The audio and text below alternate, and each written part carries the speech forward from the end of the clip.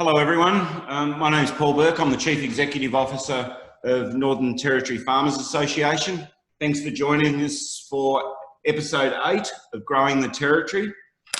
And today it's all about cotton and modern cotton. So there's a really large level of enthusiasm to develop a cotton industry in North Australia.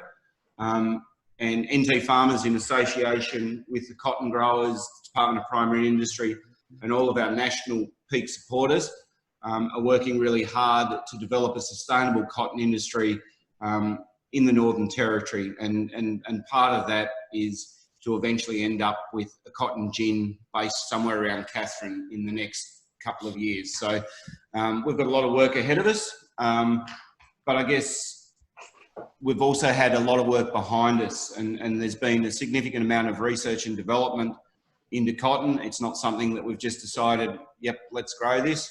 There's been a lot of work over a very long period of time by some very professional people across many organisations. And that goes for our growers as well. We've got some very dedicated, some very passionate growers that really want to grow the territory, and NT Farmers are about enabling that development in a sustainable manner. So I'd just like to introduce our guests today. We've got Ian Biggs, Senior Research Agronomist, Department of Primary Industries and Resources. Ian Taylor, Executive Director at Cotton Research and Development Corporation. And Sally Seeney, Research Direction Stewardship Policy Officer at Cotton Australia. And that's a mouthful, Sally. So I might throw to you first, Sally.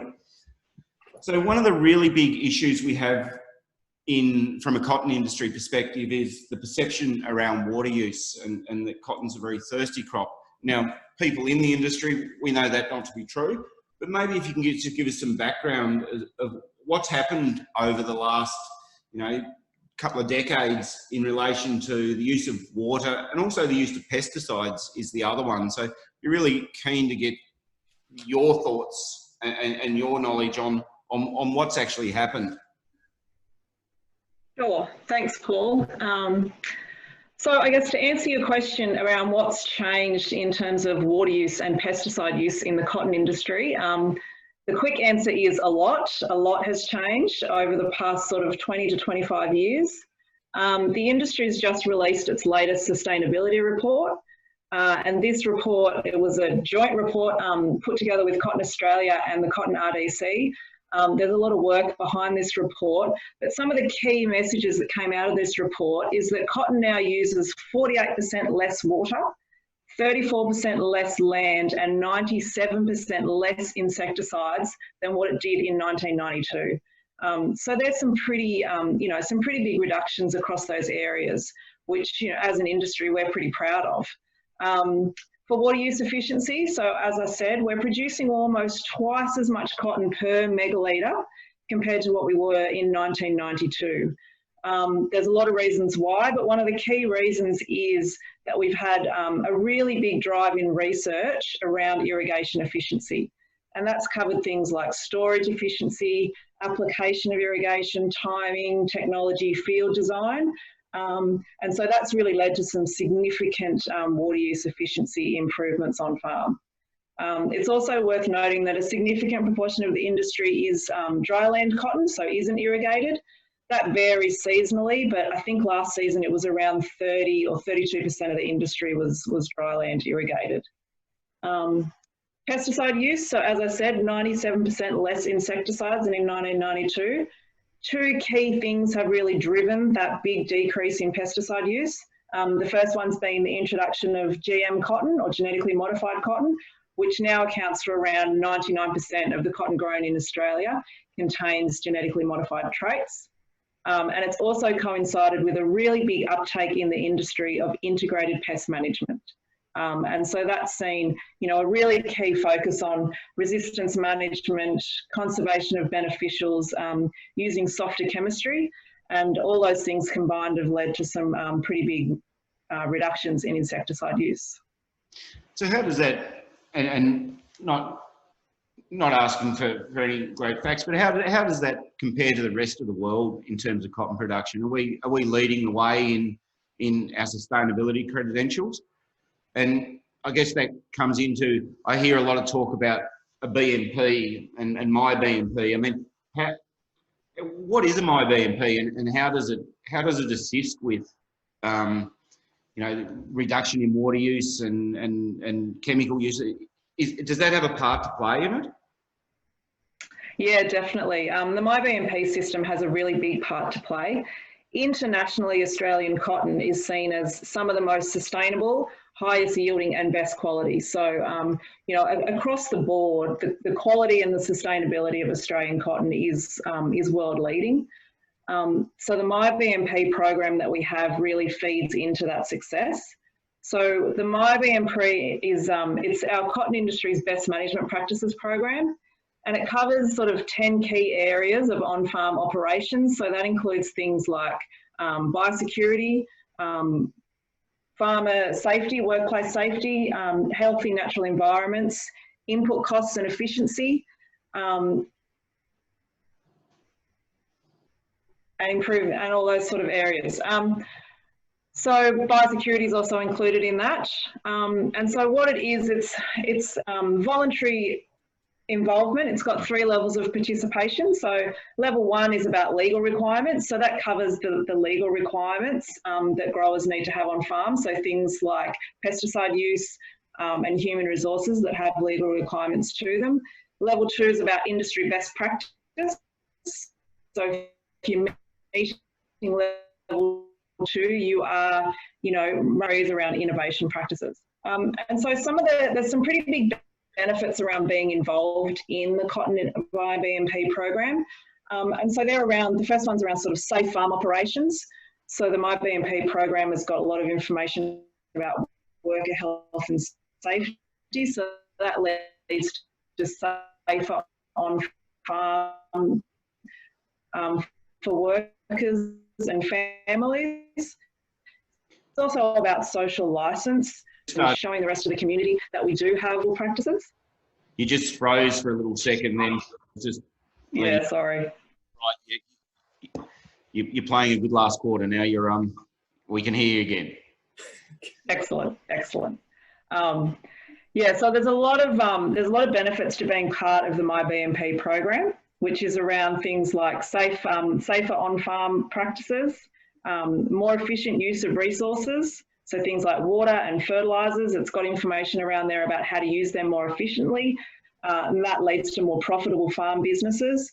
It's also about showing the rest of the community and all of our producers and consumers that buy the product that the product is being produced in a sustainable manner. And it also gives access to premium sustainability markets. So one of the big trends that we're seeing is that brands and retailers and consumers are looking to source their products from more sustainable sources. And so being part of the MyBMP program also means that you're part of the Better Cotton Initiative program, which is a global sustainability program. And so being part of these programs means that producers and consumers are able to source their cotton from farms that are certified as being sustainable. And we're seeing that that's becoming, a much bigger trend and more important globally. And from a Northern Territory or a North Australia perspective, where we're all starting out fairly new, obviously there'd be some other benefits for a grower to actually participate in MyBMP from the start. There'd be a lot of learnings and a lot of work gone into developing that over a period of time. So, so what are some of the advantages for a farmer just starting out in the Territory growing cotton to becoming involved in MyBMP? Yeah, so you're right. There's some really big advantages in being involved in MyBMP. So it's all online, and it's really easy to access and look at different bits and pieces, in a time that suits you. And there's a lot of information and templates that are contained in that program. So for instance, if you were looking at worker health and safety, you can go into the MyBMP program. It will give you templates of how to, set up things, how to do things like induction forms for workers. All of that is already there on the site. And then if you wanted to go and look at something like biosecurity, There's some information on the site about biosecurity, how to set up an on-farm biosecurity plan. So there's some really good resources that are embedded within that MyBMP program that really helps growers that are starting out sort of look, well, rightio, what do I need to be doing? What do I need to be looking at? That sort of thing. Fantastic, Sally. I might throw it around a bit now. I might flip over to Ian Biggs next. So I guess I've been around the territory about 3 years now, and you know, North Queensland before that, and people were starting to put cotton in, and I know NT Farmers, NTG, we've partnered together to deliver some really detailed trials over the last year or two. So, what is the NT cropping project, and what's its aim? What are we trying to deliver? So the NT cropping project is it's a project funded by CRC for Developing Northern Australia. It has funding from GRDC and from the Cotton Research Development Corporation. Project, it also has 15, 16 other collaborators, including farmers, cottonseed distributors, University of Southern Queensland, QDAF, CSIRO. The project had its life about 5 or more years ago when our former director of DPI, Bob Williams, was obviously sharing a few red wines with a local consultant, Ian Baker, and they were looking for high value cropping options to really work out why cropping was failing in the Northern Territory. And 2 of those high value crops that they targeted were cotton and peanuts, because they had the high value and they had those readily available markets to sell into. Those crops have both been grown in the NT for over 100 years. And they know they grow, but they have that post-farm gate issues with processing facilities. So this project is really it's only a 2.5-year project, and it's using some crop modelling to assess the ability of those 2 crops to predict the potential size, scope, and the region where they can be grown. So looking at their economic significance and potential across the NT. And this is going to be using commercially managed demonstration crops on farm as the validation sites that we're doing our weekly monitoring for the model validation. And using those models, that's essential because we need to assess the models for its ability to simulate these crops in the tropical environments. The main model we're using is the APSIM, or the Agricultural Production System Simulator model. And that's been largely developed in Narrabri, where Ian is, for cotton and the other crops down south. So when we get these crops in the north, we find they grow faster, they have bigger leaf areas, they just develop, they run through their life cycles so much quicker. And so the model has to be able to capture that speed at which the roots grow and the plant grows. So we've got Dr. Stephen Yates from CSIRO is running these. We're doing the data collection, and Stephen's doing that modelling assessment for that. And that will really help use that model then to run that. Sorry, you've muted yourself. That's running, so that'll run that model over the different soil types and climates that we have in the NT, because the NT is it's a very heterogeneous site for mosaic of soils. The East Coast is different to the West Coast. The north there's a real rainfall gradient as we can go south. In addition, those on-farm sites will work as extension and communication tools, because this is to show the local and interstate farmers those crops. You've muted yourself again, Ian. Sorry, I don't know how that happens. So that's really about that on-farm demonstration, where we can really show local and growers, interstate growers, how those crops are growing, because most of them are going from hay crops or simple crops to what are really quite complex agronomic crops to grow. Fantastic. And Ian Taylor, in terms of how much time and resources have gone into researching cotton in North Australia, but in the Northern Territory too? I mean, is it something that there's been research from your organisation, or research you know about from previous? I mean, where are we at? Thanks, Paul. So really good questions. So CRDC has been involved in investing in research in cotton in Northern Australia and the Northern Territory since the late 80s, throughout the 90s, and also into the early 2000s. So we actually have a whole range of research, and that research has been conducted, as Ian Biggs mentioned, with a whole range of research partners. So from CSIRO, from DAF, Department of Primary Industries and Resources in the Northern Territory, and the Department of Primary Industries and Regional Development in Western Australia.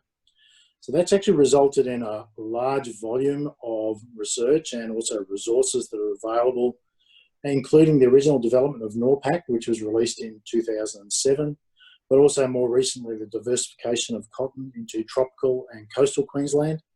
It includes pest, weed and disease management, agronomy and farming systems research. So there's been an extraordinary amount of research actually conducted across Northern Australia over a long period of time. I think importantly, the focus for more recent efforts is to develop long-term sustainable farming source systems for the North. So I know in our earlier introduction we were talking about sustainability of the North, and that's actually paramount in terms of the systems that we are developing and wanting the research to actually undertake. Part of this relates to understanding how the GM cotton that Sally referred to, so Bollgard 3, actually performs in the North, and also recognising that the physiology of GM cotton is quite different to the conventional varieties that were grown throughout the late 80s, early 90s. So their performance and their management is very, very different in terms of the growth habit and also their behaviour in terms of insect pressure as well. So really what we want to do is make sure that we understand their performance and that the agronomy around management of those crops really takes into account the physiology of the GM cotton that we actually have. It also is important to understand, as Ian mentioned, that whilst people talk about Northern Australia and they talk about the Northern Territory, it is not an homogeneous zone. So it's actually really a series of heterogeneous environments and a range of soil types that are actually connected in some way. So what we're really looking to do is have research that takes into consideration all of those different variables and factors in terms of where cotton might be grown. And we're not looking to develop a one-size-fits-all approach to cotton growing for Northern Australia, but rather focusing very much on how do we evolve and develop adaptive farming systems and management systems for cotton in the North. I mentioned earlier very specifically that it's actually around a systems-based approach, because whilst this webinar is focusing on cotton, the reality is that cotton is a component of a system, and unless we actually really fully develop the system and understand how the system will perform in all of those environments, we actually won't end up with a profitable and productive system. So to that end, CRDC is collaborating with GRDC and the CRC for Northern Australia to really understand how we actually develop and put together sustainable, productive farming systems, what is actually the research that's required to support those, and ensuring that we have and we do develop systems for growers in the North. The other thing that from a systems-based approach is the potential of cotton seed to actually help intensify beef and intensive production systems for the North. So recognising that cotton seed and actually having a viable cotton industry in the North enables the use of cotton seed as a high protein feed source into cattle production to also help develop, extensive production or more intensive production systems for beef cattle as well. Thanks, Ian. So there's been an amazing amount of work. If I'm a grower, where do I go to access all of this research that's been done since the 80s and through? I mean, there'd be some really valuable learnings that I'm sure a lot of growers would be interested in. Is there a central place that it's kept, or how do I access it? Yeah, so again, really good question. So the extension knowledge-based system of cotton is actually unique in Australia as well. So we have a joint venture partnership called Cotton Info, which is a partnership between Cotton Research and Development Corporation, Cotton Australia, which is where Sally's from, and also cottonseed distributors. So all of our materials and publications are available through our Cotton Info website. There's a specific page on tropical cotton production, so with information that's specifically tailored to Northern Australia. But within that Cotton Info site, there's also a link to CRDC's Inside Cotton Library. So within that library is every final report for every research project that CRDC has ever funded. So growers can go into that Cotton Info website and they can access all of the final reports that CRDC has produced. And there are a number of those that pertain and relate to cotton production and research in Northern Australia. Thanks, Ian. Ian Biggs, just back to you. So we're probably a couple of weeks away from harvest around the Douglas Daily. So how are the trials going so far? I mean, what's it look like? Does it look like it could be a goer? I mean, is it a good looking crop, or where are we at with the trials? Thanks, Paul. So this season there are 6 farmers in the Northern Territory growing just over 800 hectares of cotton, both irrigated and dryland. Dryland crops were planted in January and irrigated mostly in February. So the dryland crops have all reached physiological maturity, and they've been waiting to be picked for the last couple of weeks probably. The irrigated crops are still have just reached 60% boll open, and they'll be ready to pick in a few weeks. So the actual crops themselves the dryland crops are looking pretty good. We've done our hand picks at maturity stage, and hand picking is a little bit fudgy, but it's somewhere between 3 and 4 bales per hectare for those. In the irrigated crops, again, there's a bit of variability there, but I really don't have the experience to say what they'll be, but they're probably more than the dryland. That's great. So, I mean, I know there's a lot of people watching on with interest at the moment and thinking, well, I might plant it next year. I might plant it when we get a cotton gin, and you know, we're hopeful that cotton gin will be the missing piece, and we'll have that infrastructure in place fairly soon. But you know, the estimated yields, you talk about 3 to 4 bales, you know, how does that historically stack up with other regions for a dryland? And I'll throw this open to everyone, because we've obviously got Sally and Ian that, you know, are over in the eastern states locked down and looking on with envy as we go to the pub this afternoon and have a beer and, you know, can go camping and do pretty much what we like. I don't want to rub that in at all, but I just... at somewhere through this catch up, but you know, 3 to 4 bales, how does that stack up with other regions in a dryland system? So happy to take Ian or Sally. Okay. You hopefully will have a crack. Yeah, so look, it actually stacks up quite well in comparison to systems on the eastern states. And again, there are a lot of variables that actually influence what your yield and your productivity is going to be, and you know, primarily is rainfall. So you know, in some systems during the drought, you know, we've had growers that are struggling to grab you know, 1.2 to 1.5 bales per hectare, you know, when we've had lack of rainfall. And we have other systems, dryland systems, that have actually managed to reach, you know, 9 to 10 bales per hectare, depending on how the rainfall has actually fallen. Average is probably around that 3 to 6 bales per hectare, depending on the year and the season that we have. So getting 3 to 4 bales per hectare is actually a pretty reasonable outcome for Northern Territory farmers. So you got anything to add to that, Sally? No, I would agree with Ian. Those sort of yields are stacking up pretty well compared to the rest of the eastern area. Yeah. Yeah. Okay. Fantastic. So, I mean, I'll throw this back to you, Ian Biggs. So, how does how does this data compare with historical data from previous trials back in the 90s? I mean, has it been such a massive jump from where we were?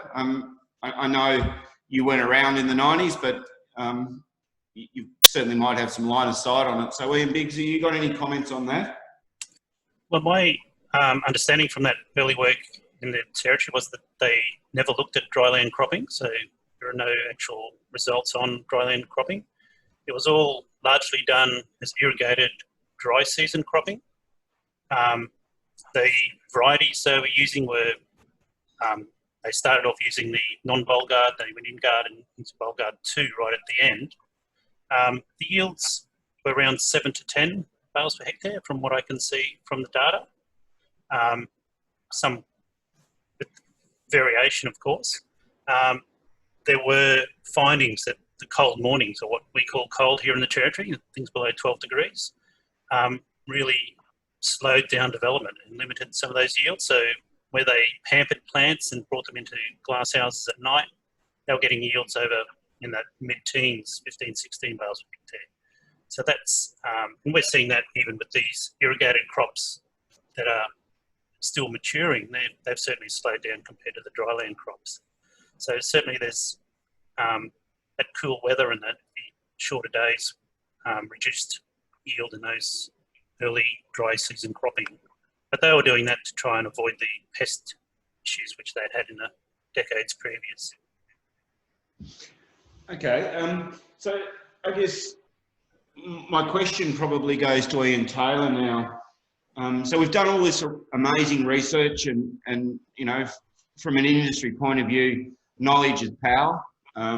But how do we apply all this research into our production system? I'm a farmer and I'm thinking about growing cotton next year. How do I actually apply all of the learnings you've taken into my production system? Yeah. So again, great question. Thanks, Paul. So I mentioned earlier that Northern Australia is not a homogeneous climate zone. And so the application of research, and if you're looking at, you know, for me on my farm, what does this really mean? It really needs to be taken in that context that where was this research actually undertaken and how similar is that, I guess, the environment in which that research was conducted, how similar is that actually to my farm? And therefore, how should I actually interpret those results and actually what does it mean for my farming system? I've never been one for prescriptive solutions because I really believe that the management systems that actually evolve are very specific to the type of enterprise that I am running or that I'm trying to develop. And so that recipe type approach actually doesn't really work. Rather, our focus should be on what's the adaptive management process. So what is the information that I need that is relevant to my unique situation? So really thinking about where it was the research conducted, what were the results and what were the outcomes of that research, and how does that actually pertain to me? The volume of information that you were talking about is, you know, there is a plethora of information out there for growers and particularly for new growers. And in fact, part of the challenge for many new growers might be actually the volume of information that is really there for them. And so how do you actually cut through all of that to really work through, well, what is the information I need and how do I know that it actually is specific to my farm?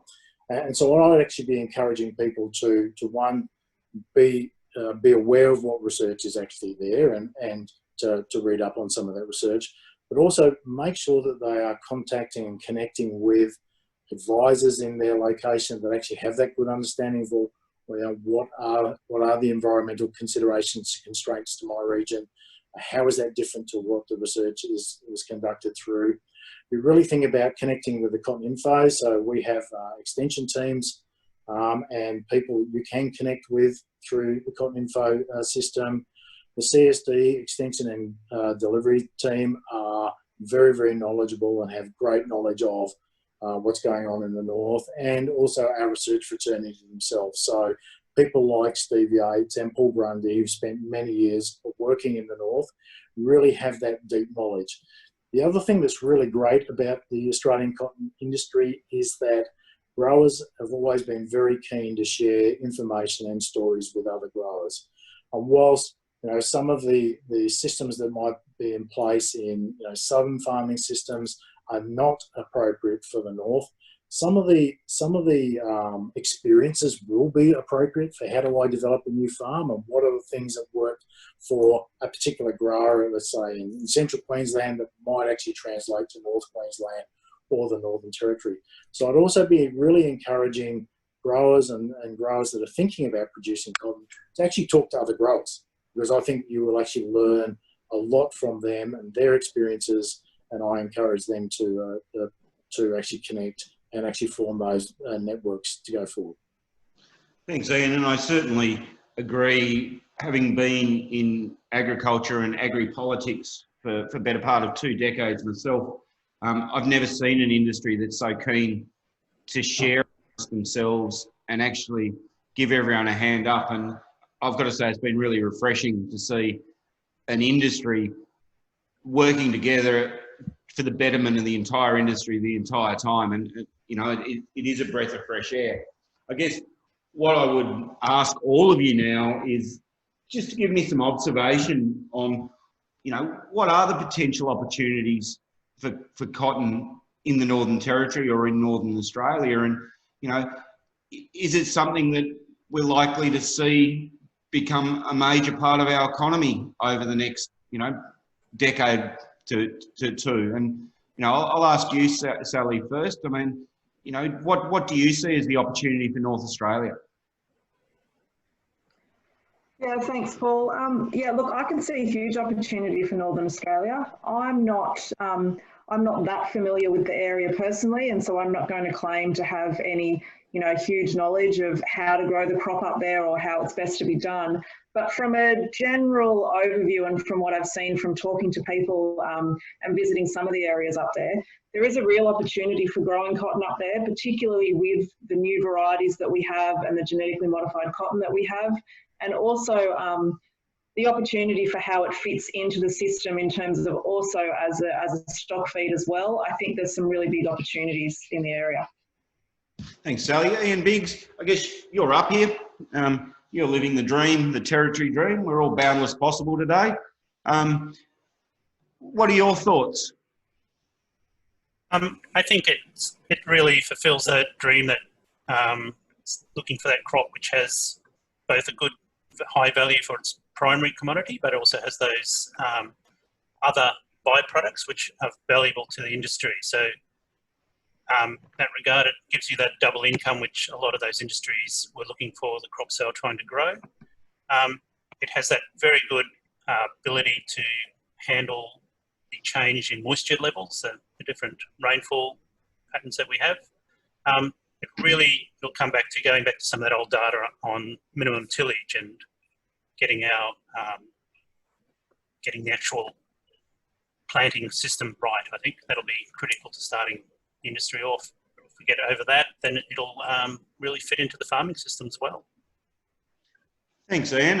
And Ian Taylor, but I probably should let everyone know that Ian's actually talking from authority. He lived in Katherine for a little while at Tyndall Air Base that we learnt this morning while we're having a practice run. So I'll ask Ian Taylor, what do you think our opportunities are in the north? Yeah, look, I think they are significant. And just in terms of, our strategic planning for CRDC, one of the things we did was set up a really ambitious goal of how can we actually double the value of the Australian cotton industry. Northern Australia fits very heavily in terms of, how we might go about achieving that goal. So for us as an organisation, we see significant potential in Northern Australia for cotton. But as I mentioned earlier, while I think cotton is a great centre crop, it's actually about how do we develop those really strong, productive farming systems and ensuring that what we're building for growers is a sustainable farming systems that include cotton, but really focusing on strong productivity and profitability for growers. I think cotton itself has a lot of potential, and it has a strong ability to compensate for various climate conditions and changes on a seasonal basis, but really important that we focus on it being part of a system as we move forward. Thanks, Ian.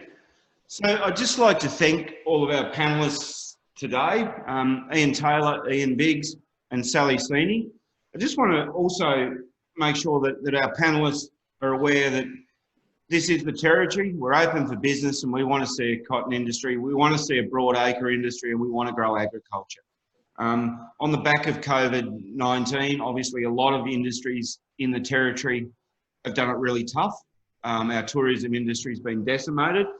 And we think agriculture can play a pretty big role in the recovery in the territory.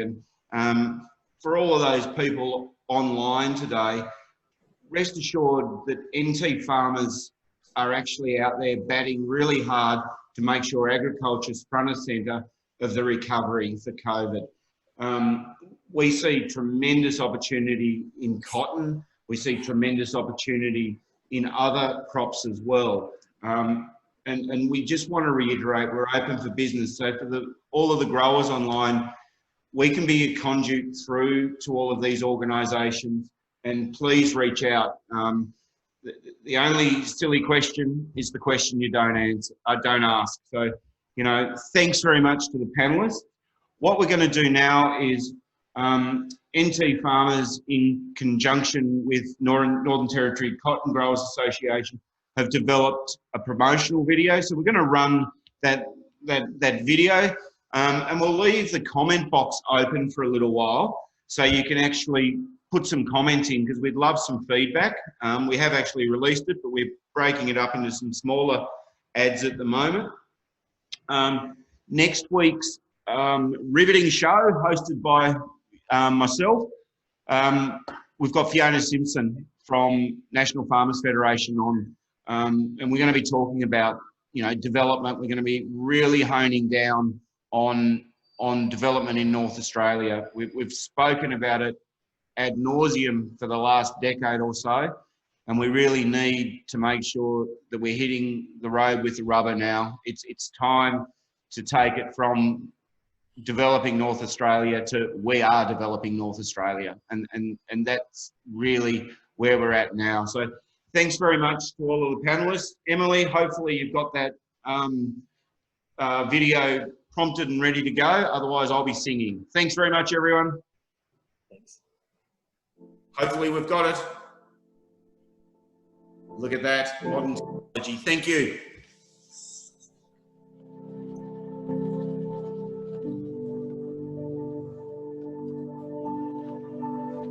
You know, there's nothing more noble than growing stuff on the land. That's what I think.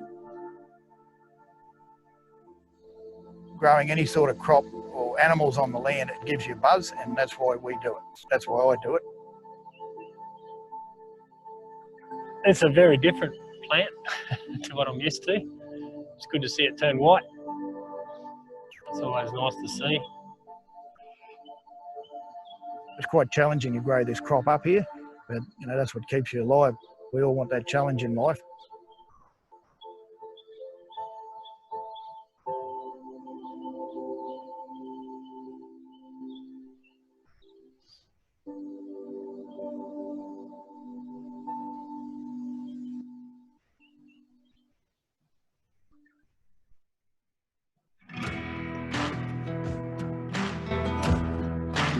Cotton produces lint and seed and trash.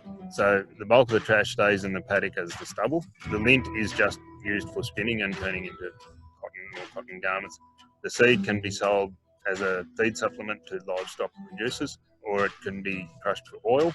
The oil is produced and used in cooking and cosmetics and soaps and stuff like that. And then the hulls from those crushed seeds can also be turned into a meal for feeding. So all the product that is taken off the bush is used one way or another. Australia has the best cotton in the world. It's the premium product. So we've got the stronger fibre, the premium fibre length, we've got the bright cotton, all the things that the premium users want for their premium product. We've been looking for a broad acre crop that we can irrigate for probably the last 4 years. we've tried a few other things and they haven't really worked out. But yeah, cotton seems to be going pretty well at the moment. We started trialling it last year. We knew nothing about growing cotton at all and saw a field day advertised at the Douglas Daly Research Station. They were looking for a couple of properties to trial it. We decided to stick our neck out and have a bit of a go at it. Tipperary's growing 100 hectares of irrigated cotton, and we're growing 200 hectares of dryland cotton, but we prefer to call it rain-fed. In the past, there's been a real bogey around growing cotton. Those bogeys have long been dispelled. We run a sustainable farm here. We're one of the few cattle stations or pastoral stations in the Northern Territory that run a conservation and rangelands manager. So we wouldn't be contemplating growing a crop that is going to damage our land or damage our soils, damage our very reputation. Because the reality is that this is a crop that uses far less water, uses far less chemicals than other crops that I grow on this station. Certainly not hurting the environment. What we found is that our use of insecticide this year has been zero. We have to set aside refuge areas for bugs, etc., which also means they can continue to live happily in the environment. And we found that it actually is a soil improver and a property improver rather than the other. I think we've done one insecticide spray on this crop, and it was a pretty soft insecticide, which is good. As in the past, from what I've heard, they used to use a lot of insecticides every week or 2 weeks. I mean, that's a huge game changer. The type of cotton we're growing currently is Bolgard 3, which is a genetically modified cotton which has a very, very good insect resistance built into it, which means the use of insecticides is maybe minimal, if not at all. With the 2 trials that we've done here, we've seen the water usage reduced by about half. So it's somewhere around that 3.5 megalitres per hectare of applied irrigation water to grow the same crop of cotton. The myth around irrigators using all the water, and particularly cotton growers being bad guys and using all the water, I just need to dispel that myth. It just can't happen. Every farmer in the Northern Territory, like every farmer in Australia, has a water licence. I'm not using any more water than I'm allowed to use. It's licensed, and I will use the water the best way that I can see fit. We're under no illusions. We don't want to destroy the environment. We're trialling dryland irrigation where we just rely on the rainfall. So we're juggling being able to grow cotton, planting it at the right time of year so that we can pick up the rainfall that we get from the monsoons to grow the cotton for us, rather than relying on our irrigation licence and irrigated cotton. We've got 40 hectares of irrigated and 40 hectares of dryland cotton. We're sort of hoping that the dryland will be the winner. Because the Northern Territory wet season is probably something you don't get anywhere in Australia. It's the first crop that I've ever had to slow down in growth. Usually we're trying to speed it up. So that was a bit of a change, but yeah, it's a drought crop. It does not use a lot of water. Currently, the biggest issue too is moving the cotton interstate for processing. This involves, very high cost of transport. If we could see a processing facility developed in Katherine, for example, and then see our own products exported through the north of Australia, then that would be a fantastic thing. Currently, the Australian market, the Australian export dollar, is around that $2 to $2.5 billion in cotton exports, and the level of employment is around about 12,500 people. They're not figures to be toyed with lightly. That's good earnings for Australia and good employment figures. And if we could increase those figures for the Northern Territory, well, then the flow-on effects are better infrastructure and better living conditions in the Northern Territory. We buy tractors, we buy equipment, we buy fuel to put in those tractors, we buy tyres to put on them. We employ people to do it, and they buy food, and then they buy tyres for their cars to get around. We took a team photo of all the Tipperary staff yesterday. We try and do it every year. Our staff over the last 18 months has grown from 35 people to 49 people. We haven't done it because we like paying people for no output. It's done on the back of growing and emerging crops that are becoming economically viable for Tipperary to do it. Hopefully there'll be a lot of economic growth in our business. And hopefully it's just going to give us just something else that we can go into, not relying on the same things. Here we are very diversified, and I think a lot more people need to diversify. We can't all rely on the cattle industry, you know, we're constantly fighting a battle. We've seen it here. We've seen, you know, the cattle prices might be low, but, you know, the seed might be going on good, or the hay's good, or the hay's not good, and the cattle prices are good. There's such a big market for cotton. I think, you know, everyone can get their fair share of it, which is great. Something the Territory hasn't really seen before. One great thing about the cotton industry is because it's a global market and an industry where we're not competing against the man over the fence, everyone's very keen to talk, discuss, pass on hints and be helpful, and that really makes a huge difference. And the cotton industry has got a long and proud history of helping people. All the farmers have always helped each other. When new techniques are developed, then that spreads throughout the industry. I think people in the Territory, they want to see if it works for others. When you're digging into your back pocket, no one's going to just jump on a bandwagon real quick. We want to see figures, we want to see yields. But I honestly think that if we can prove that the dry land is going to be successful, I think that a lot more people will definitely be jumping on the bandwagon. People have been searching, particularly in this Douglas Daly region, but as far south as Katherine, and they've been searching for, I call it the silver bullet, the crop that you can grow in the north that you can actually make some money out of. I think this cotton is it. We've got the water supply, we've got good soils, we've got plenty of acreages, there's support. So I think this is going to be proved to be a perfect crop to grow in the north.